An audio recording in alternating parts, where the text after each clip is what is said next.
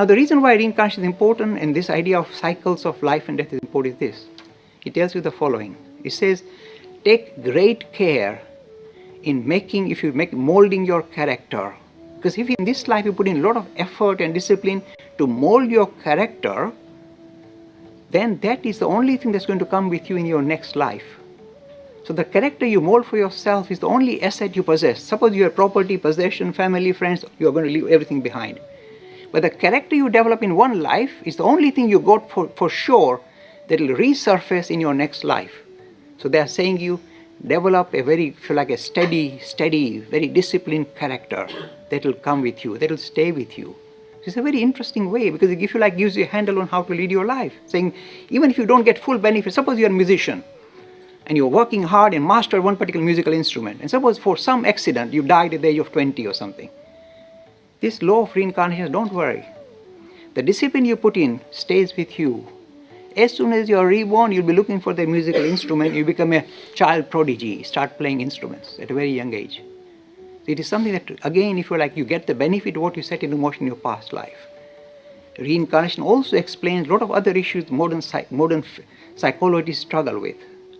When you have some human beings struggling with psychotic problems, irrational fears, phobias, the modern psychology will say, well, something must happen in his childhood or something. It's not true, it's not good enough. The solution comes from reincarnation. Suppose I'm frightened of heights. I am actually frightened of heights. And I say, why? Because they say, when you were a child, you fell down. I never fell down. I don't remember. Why am I frightened of heights? Then I think about it. It is quite possible that in one of my previous lives, I fell off a great height and died. So that impression has stayed in the back in my unconscious, become part of my character. So as soon as I see height, I start to shudder. For no reason, I'm fearful. The phobia. If I can come to terms with that this is, if you like, something that has been carried forward from a previous life, I can easily handle it. We say, oh no, when you were a child, you fell down from a stool, and that's why you're frightened. That sounds nonsense. So serious psychological issues can be better explained through reincarnation.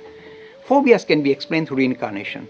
Child prodigies can be explained through reincarnation. The reason why they're prodigies is because they have already put in the discipline in many of their previous lives. That's why they're master in mathematics, master in music, because they've already learned those techniques. The hard work has been already put in over not one, maybe many lifetimes. So they really mastered it.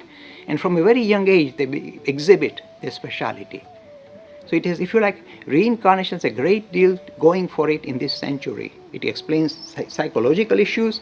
It takes away this issue of fanatic behavior in the name of religion. So it is a matter of time, and it cannot be avoided. Reincarnation will have to be reinvestigated in this century. It cannot be avoided. Otherwise, people keep blowing each other up in the name of religion. If you say there's no eternal heaven or hell waiting for you, they'll think twice. See why it's so essential to reintroduce reincarnation in the Western world. It will come.